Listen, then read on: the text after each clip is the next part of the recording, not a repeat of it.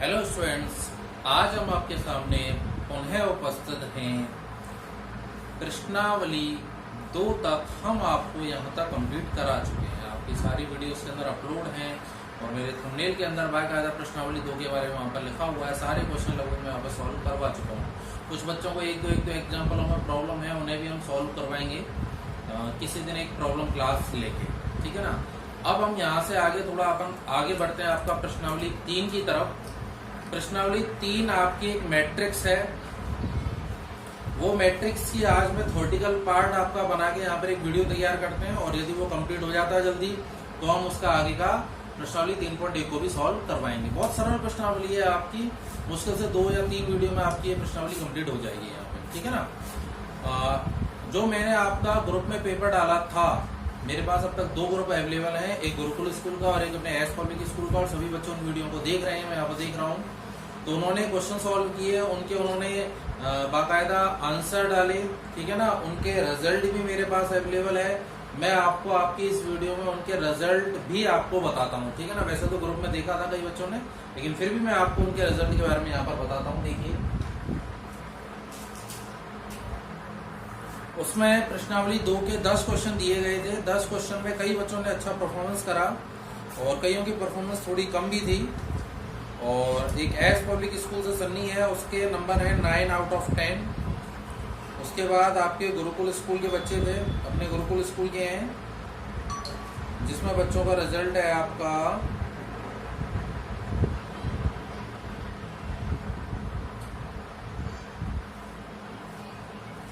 सबके रिजल्ट लगभग यहाँ पे डले हुए हैं। नरेश कुमार, इसने सबसे बढ़िया performance the, 10 of the 10। Vinod Kumar 7.5, Lalit Maurya 8, Mohit Sharma 7, 2 answer गलत थे उसके। विष्णु मौर्य 8, अमन उपाध्याय 8.5, अभय सिंह 8.5 और कृष्णकांत आपके 8.5, 8.5 नंबर। इसमें एक दो स्टूडेंट ऐसे भी हैं जिन्होंने करके नहीं दिखाया था, उन्हें बहुत इंतजार हो रहा था जैसा आप पेपर डालो, लेकिन फिर भी उन्होंने क्वेश्चन आंसर करके नहीं दिखाए थे, ठीक है ना। वो उनकी बहुत बड़ी मिस्टेक थी यहाँ पर, ठीक है। ऐसा नहीं करना है, आपको क्वेश्चन सॉल्व करने हैं।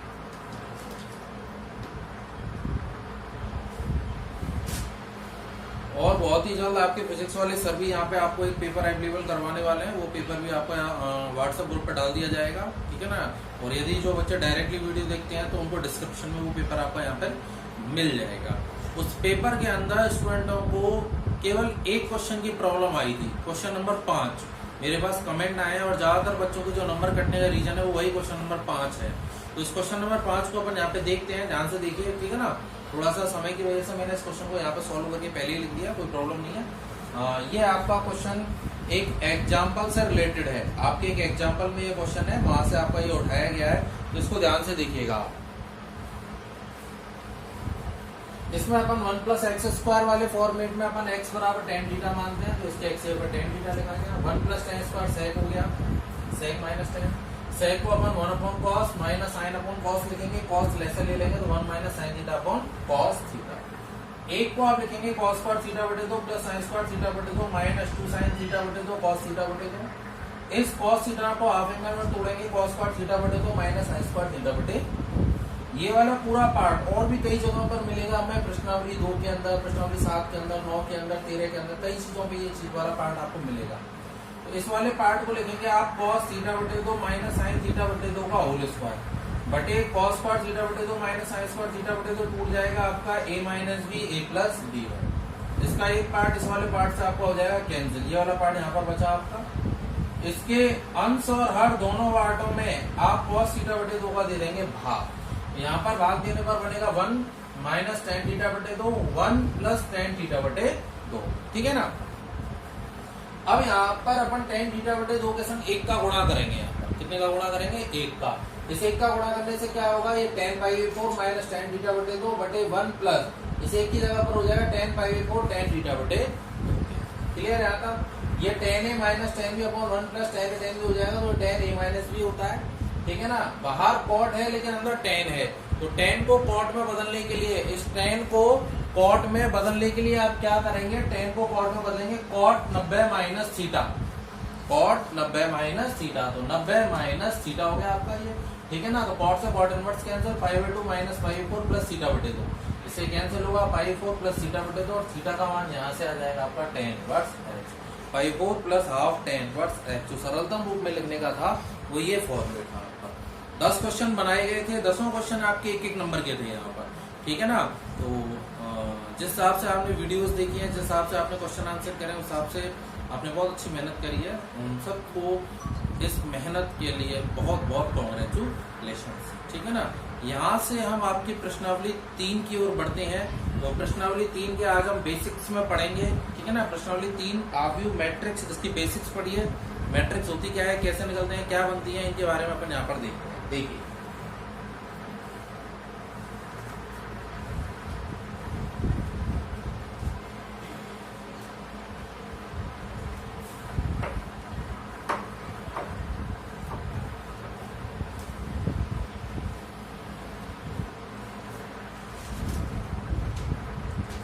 देखिए स्टूडेंट, सबसे पहले अपन मैट्रिक्स यानी आव्यूह और इस मैट्रिक्स के बेस के बारे में अपन पढ़ते हैं, ठीक है ना। तो देखिए मैट्रिक्स क्या होता है।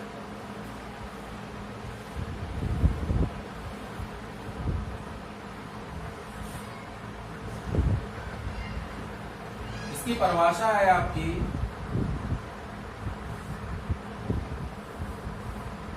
संख्या या राशियों का एक सुव्यवस्थित आयताकार क्रम विन्यास आव्यूह या मैट्रिक्स कहलाता। जो हमारी संख्या है, जो हमारी राशि है, उन सभी संख्याओं या राशियों का एक सुव्यवस्थित क्रम जो होता है, जब हमारी संख्याओं को एक व्यवस्थित तरीके से जब जमा देते हैं तो वो आपका क्या कहलाता है, मैट्रिक्स। एग्जाम्पल के तौर पर यदि इसे अपन देखें तो देखिए, जैसे आपके क्लास में स्टूडेंट है, ठीक है ना, स्टूडेंट ए, स्टूडेंट बी, स्टूडेंट सी और स्टूडेंट डी, ठीक है ना। इन स्टूडेंट्सों के यहाँ पर नंबर है आपके हिंदी में, इंग्लिश में और मैथ एज ए टेबुलर, ठीक है ना। 10 में से आप काउंट कर रहे हैं, जैसे 8, 9, 10, 2, 3, 7, 5, 7, 8, 9, 7, 10। इस प्रकार से आपके स्टूडेंटों के इनके क्या है, नंबर। तो जब हम इनको यहाँ से हटा दें और सब्जेक्टों को यहाँ से हटा दें, आपने देखा होगा कई बार आगे केवल नंबर ही नंबर दिखते हैं आपके। और जब आप इनको इस प्रकार से एक बड़े कोष्टक के अंदर बंद कर देंगे तो ये आपका जो पद होगा, ये जो आपका विन्यास होगा, ये विन्यास आपका मैट्रिक्स कहलाएगा, ठीक है ना। ये आपका मैट्रिक्स होता है। इसको आप बड़े कोष्टक के अंदर बंद कर सकते हैं या इस प्रकार से आप डबल कोष्टक इसके अंदर भी लगा सकते हैं। ये सब के सब क्या व्यक्त करेंगे, आपके मैट्रिक्स को, ठीक है ना। ध्यान देना, इसमें सिंगल इस प्रकार से नहीं लगा देना। यदि ये आप लगाएंगे तो ये आपका एक सारणी को व्यक्त करता है, मैट्रिक्स को व्यक्त नहीं करता है।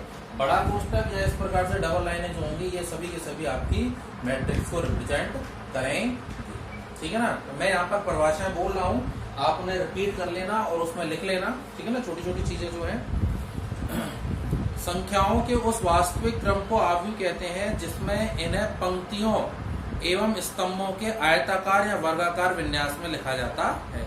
ये राशियां या संख्याएं वास्तविक अथवा सम्मिश्र भी हो सकती हैं। ये जो हमारी संख्या है, ये संख्या हमारी वास्तविक भी हो सकती है और कैसी हो सकती है, आपकी सम्मिश्र, ठीक है ना। आव्यूह का संकेत ये मैंने आपको लिखाई दिया कि आव्यूह हमारे किस प्रकार से संकेतों में लिखे जा सकते हैं, ठीक है ना। उसके बाद होता है आव्यूह का क्रम, मैट्रिक्स का क्रम। मैट्रिक्स का क्रम क्या होता है वो समझिए आप।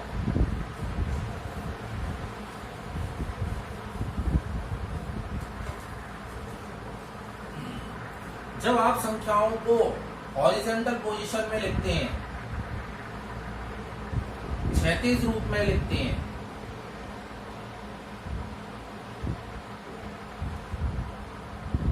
तो क्षैतिज रूप में लिखने के कारण, इन संख्याओं को क्षैतिज रूप में लिखने के कारण ये जो कहलाएंगी, ये कहलाती है आपकी पंक्ति, रो। और जब आप इन्हीं संख्याओं को वर्टिकल पोजीशन में लिखते हैं,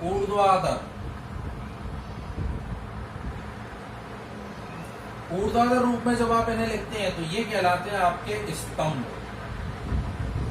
कॉलम। रो हॉरिजॉन्टल, कॉलम वर्टिकल। आगे बात समझ में, रो और कॉलम। और जब आप इन्हें मिक्स करके लिख देंगे इस प्रकार से,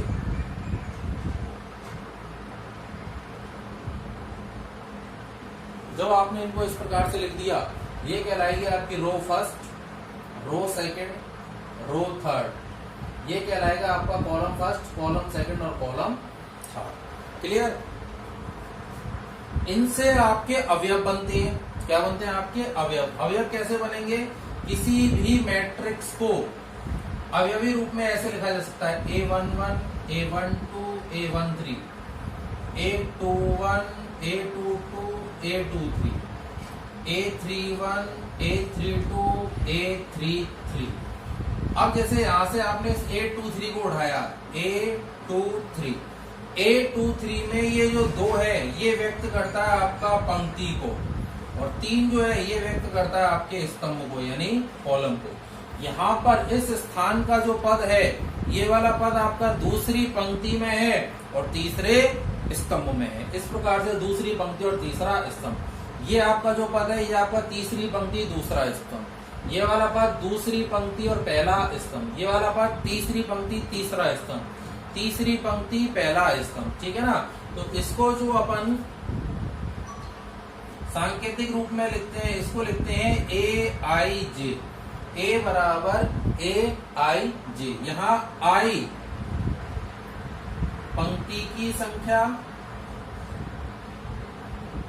तथा J जो होता है वो आपके स्तंभ की संख्या को रिप्रेजेंट करता।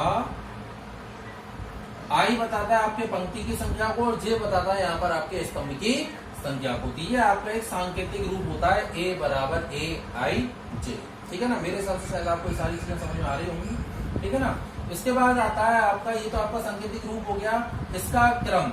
अब जैसे आप कोई मैट्रिक्स लिख रहे हैं, 1 2 3 4 5 6, तो इसमें रो कितनी है हमारी, पंक्तियां कितनी है हमारी, 2, स्तंभ कितने हैं हमारे, 3।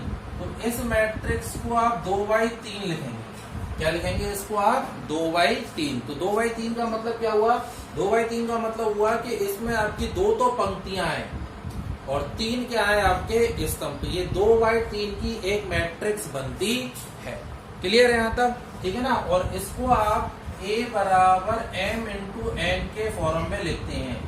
M पंक्ति और N यहाँ पर होता है आपका स्तंभ। ठीक है ना? तो ये जो मैं AIJ लिख रहा हूं, इस AIJ को आप लिखेंगे A बराबर AIJ। ये वाले जो पद है हमारे AIJ के फॉर्मेट में, IJ पहली पंक्ति पहला स्तंभ, पहली पंक्ति दूसरा स्तंभ, दूसरी पंक्ति तीसरा स्तंभ, इस प्रकार से AIJ। और बाहर लिखेंगे आप M cross N। M cross N का मतलब होगा यहाँ पर M पंक्तियां और N स्तंभ, M पंक्ति और N स्तंभ। इस प्रकार से आपके अवयव, और ये आपकी M क्रॉस जो N होगा, ये इसकी कहलाएगी आपकी कोटि, मैट्रिक्स की कोटि। ठीक है ना? मेरे हिसाब से शायद ये सारी चीजें आपको समझ में आ रही होंगी। इजी है ये प्रश्नावली, आपकी जो है पूरी किताब की सबसे सरल प्रश्नावली है। ठीक है ना? 3 के नंबर है इस प्रश्नावली। आगे देखिए 3 नंबर का आपका सवाल आता है यहाँ से। ठीक है ना? उसके बाद आता है आपका उपाव्यू। क्या आता है आपका? उपाव्यू। जब किसी मैट्रिक्स में से ये जो आपकी दे रखी है 1 2 3 4 5 6, इसमें से आपने पीछे के ये 2 पद हटा दिए, तो 1 2 4 5 इस प्रकार से ये जो मैट्रिक्स बनेगी, ये मैट्रिक्स आपकी क्या कहलाएगी? उपाव्यू। मैट्रिक्स A की उपाव्यू।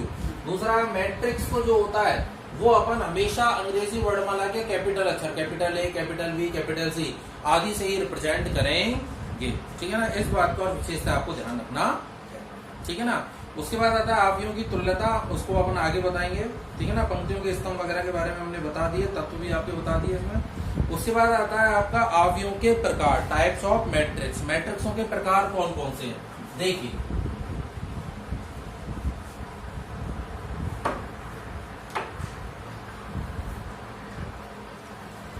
सबसे पहला है आपका आयताकार आव्यूह।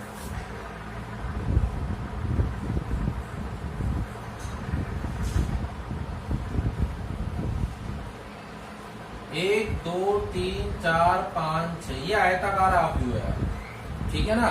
इसमें पंक्ति और स्तंभों की संख्या आपकी समान नहीं है। इसकी आपकी दो तो पंक्तियां है तो 2/, 3 स्तंभ है तो 2/3। इसे आप 6 नहीं लिखेंगे, कहीं आप किसी के आगे यहाँ पर कोने पर 6 लिख दें, अभी 6 हो गया, नहीं, इसको अपन 2/3 लिखेंगे। 2/3 हमें बताता है कि इसके अंदर आपकी 2 पंक्तियां और 3 स्तंभ, ठीक है ना। 2/3 इसको यूं लिखा जाएगा यहाँ पर। यह आपकी हुई एक आयताकार आव्यूह। उसके बाद आता है आपका क्षैतिज आव्यूह। क्षैतिज आव्यूह कहें या पंक्ति आव्यूह कहें आप, पंक्ति आव्यूह, जिस मैट्रिक्स में सिर्फ एक पंक्ति होती है वो पंक्ति आव्यूह, और जिस आव्यूह में केवल एक स्तंभ होता है, जिस आव्यूह में केवल एक स्तंभ होता है वो आपका होता है एक स्तंभ आव्यूह, ठीक है ना। नेक्स्ट आता है आपका वर्ग आव्यूह। नेक्स्ट क्या आता है आपका वर्ग आव्यूह। वर्ग आव्यूह, जिस आव्यूह में आपकी पंक्ति और स्तंभों की संख्या समान होती है, 2 पंक्तियां और 2 स्तंभ है, जिस आव्यूह में आपकी पंक्ति और स्तंभों की संख्या समान होती है वो आव्यूह कैसा कहलाता है आपका एक वर्ग आव्यूह। क्लियर है यहाँ तक। उसके बाद आता है आपका नेक्स्ट टॉपिक मुख्य विकर्ण। मुख्य विकर्ण, मुख्य विकर्ण जो होगा, इस बात को ध्यान रखना, मुख्य विकर्ण हमेशा आपका वर्ग आव्यूह के अंदर ही होगा। जो आव्यूह आपकी वर्ग आव्यूह होगी वही आपकी उसके अंदर आपका मुख्य विकर्ण मिलेगा। कैसे? 1, 2, 3, 4, 5, 6, 7, 8, 9, ये जो पद है आपका, ये आपका यहाँ पर ये जो पद होगा आपका, ठीक है ना, मुख्य विकर्ण ऊपर कोने से शुरू करेंगे, A11 से शुरू होगा और A33 तक आपका जाएगा। तो ये वाली जो लाइन होगी ये आपका क्या कहलाएगा, यहाँ पे आपका मुख्य विकर्ण, ठीक है ना। और जो दूसरा विकर्ण होगा ये तो होता है आपका मुख्य विकर्ण, और जो दूसरा होता है ये वाला जो पद होता है, ये वाला पद होता है आपका गौण विकर्ण। मुख्य विकर्ण और क्या कहते हैं इसे, गौण विकर्ण, ठीक है ना। इस प्रकार से आपके मुख्य विकर्ण और गौण विकर्ण होते हैं। उसके बाद आता है आपका शून्य आव्यूह या रिक्त आव्यूह। शून्य आव्यूह, इसको अपन मैक्सिमम केसों में ओ से व्यक्त करते हैं। कैसे व्यक्त करते हैं अपन? ओ से। और ओ का मतलब होता है यहाँ पर सिंगल पद होना या 2/2 की आव्यूह होना या 3/3 की आव्यूह। शून्य आव्यूह जो होगा वो एक वर्ग आव्यूह भी होना चाहिए, ठीक है ना। या तो एक अवयव या 2/2 या 3/3 के सारे अवयव क्या रहेंगे आपके 0, वो आपका क्या कहलाएगा शून्य आव्यूह। इसे आप अंग्रेजी वर्णमाला के ओ से रिप्रेजेंट करते हैं। कई टीचर इसे 0 मैट्रिक्स कहते हैं, ठीक है ना, या 0 से भी लिखते हैं, लेकिन 0 लिखना गलत है क्योंकि अंग्रेजी वर्णमाला के कैपिटल अक्षर ही होने चाहिए, इसलिए ये यहाँ पर ओ ही होना चाहिए, ठीक है ना। उसके बाद आता है आपका इकाई आव्यूह। इकाई आव्यूह, इकाई आव्यूह आई से रिप्रेजेंट होता है। किससे रिप्रेजेंट होता है आपका इकाई आव्यूह? आई से। और आई का मतलब होता है यहाँ पर आइडेंटिटी मैट्रिक्स, यूनिट मैट्रिक्स या आइडेंटिटी मैट्रिक्स। इसमें क्या होता है आपका मुख्य विकर्ण का प्रत्येक अवयव 1 होना चाहिए। ये 2/2 की इकाई मैट्रिक्स या 3/3 की,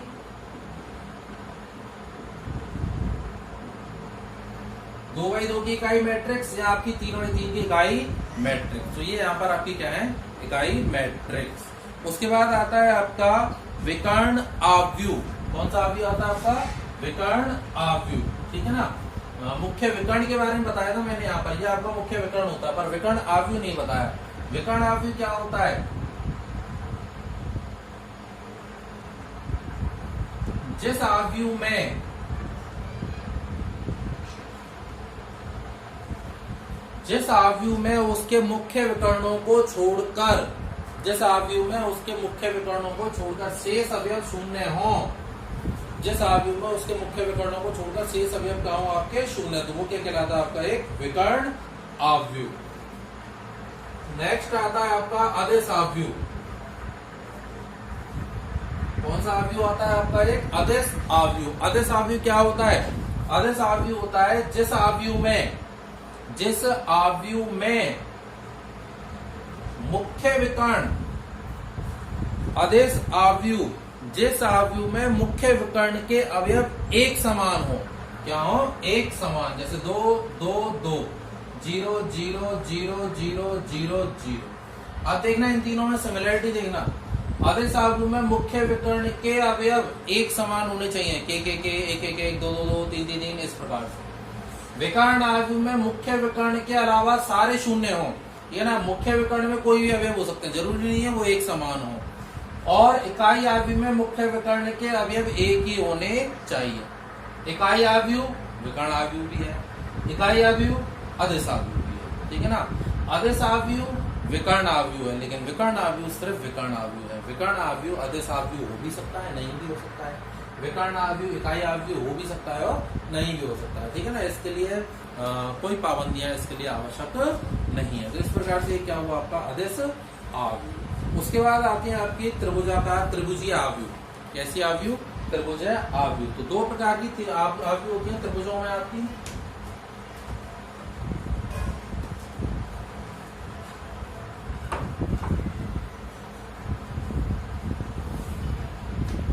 त्रिभुजीय आव्यूह में आपकी दो आव्यूह होती हैं आपकी। पहले ऊपरी त्रिभुजीय,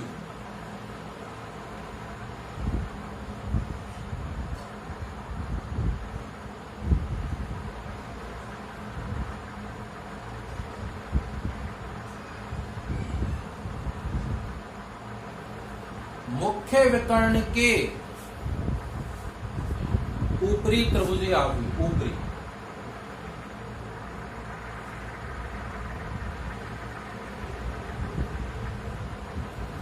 मुख्य विकर्ण के नीचे के सभी अवयव, मुख्य विकर्ण से नीचे के सभी अवयव क्या होने चाहिए आपके? शून्य। क्या होने चाहिए? शून्य। ऊपर यहाँ पर एक आध जगह पर जीरो हो सकती है, कोई वो नहीं है, लेकिन सभी जीरो ऐसा जरूरी नहीं है। मुख्य विकर्ण के नीचे के सभी अवयव क्या होने चाहिए? जीरो।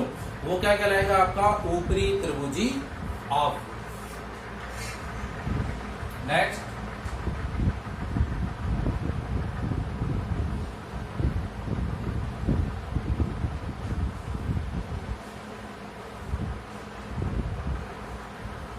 मुख्य विकर्ण के ऊपर के अवयव जीरो होते हैं, नीचे का एक भी जीरो नहीं है, केवल ऊपर के अवयव है, तो ये कहलाता है आपका निम्न त्रिभुजीय आव्यूह।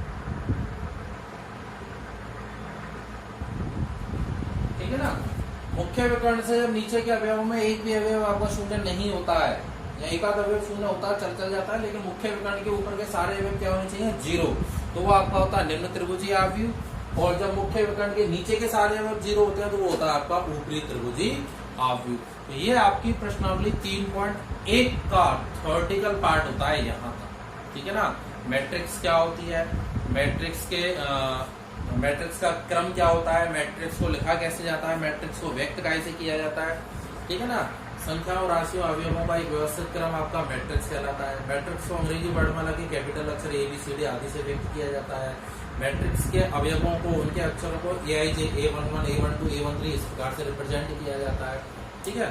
और मैट्रिक्स को बड़े कोष्टक के अंदर बंद किया जाता है। मैट्रिक्स के अंदर किन्हीं भी पदों के बीच में आपका शून्य प्रकार से नहीं होना चाहिए। कहीं आप बीच में उसमें कहीं शून्य लगा दो, आपको कॉमा नहीं लगाया जाता है, कहीं भी आपको कॉमा नहीं लगाना होता। ठीक है ना। फिर आपके मैट्रिक्स के प्रकार होते हैं। मैट्रिक्स के आयताकार आव्यूह, पंक्ति आव्यूह, स्तंभ आव्यूह, वर्ग आव्यूह, शून्य आव्यूह, इकाई आव्यूह, मुख्य विकर्ण क्या होता है उसके अंदर, विकर्ण आव्यूह, अदिश आव्यूह। इस प्रकार से सारे आपके आव्यूह के बारे में पढ़ते हैं। ठीक है ना। यहाँ से मैं आपकी प्रश्नावली 3.1 अब आगे शुरू कर रहा हूँ। तो प्रश्नावली 3.1 में देखिए अपन, तो सवाल है आपके छोटे छोटे, सरल ही है, ज्यादा कठिन नहीं है। प्रश्नावली 3.1 यदि आप लोग करना चाहें तो प्रश्नावली 3.1 को आप खुद अपने आप सॉल्व कर सकते हैं। ठीक है ना, पूरी प्रश्नावली बहुत सरल प्रश्नावली है आपकी। हाँ, क्या होता है देखिए, पहला सवाल, यदि आव्यूह ए बराबर ए आई जे,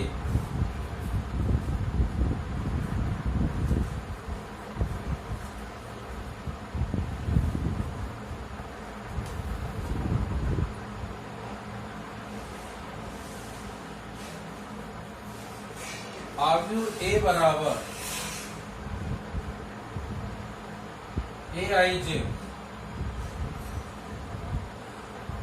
2/4 हो तो ए में अवयवों की संख्या, मैट्रिक्स ए में अवयवों की संख्या कितनी होगी? 2 गुणा 4 करने पर उसके अंदर अवयव कितने बनेंगे? कुल 8। 2 पंक्तियां 4 स्तंभ, तो कुल कितने पद बनेंगे आपके? कुल कितने अवयव आएंगे उसके? 8। ठीक है ना, अवयव पूछ रहा है तो उसमें अवयवों की संख्या हो जाएगी आपकी 8। 4/4 का इकाई अवयव आप स्वयं लिख सकते हैं, 1 0 0 0 0 1 0 0 0 0 1 0 0 0 0 1। ए, ये दोनों अवयव एक दूसरे के बराबर दे रखे हैं तो ए का मान ज्ञात कीजिए। तो इन दोनों को अवयवों को एक दूसरे के बराबर, जिस नंबर का जो पद है उसे उसके बराबर रख के आप उसको ज्ञात कर सकते हैं। बहुत सरल सवाल आपका। 6 अवयवों वाले अवयव के संभावित क्रम देखना, 6 अवयव वाले अवयव कितने होने चाहिए उसके अंदर आपके? 6। उसको कुल 6 अवयव चाहिए। उन 6 अवयवों से क्या पूछ रहा है? आपके संभावित क्रम। तो देखो क्या बन सकते हैं क्रम, 1/6, 2/3, 3/2, 6/, एक पंक्ति 6 स्तंभ, 2 पंक्ति 3 स्तंभ, 3 पंक्ति 2 स्तंभ, 6 पंक्ति 1 स्तंभ। तो कुल कितने बनेंगे आपके? 4। 2/2 का ए बराबर ए आई जे दे रखा है तो इसके अवयव हैं। देखो इनमें से एक मैं करा रहा हूं, ये बहुत सरल है। 5वां और 6वां दोनों आपके सेम है। ठीक है ना, तो इनमें से केवल एक कराने से आपके सवाल हल हो जाएंगे।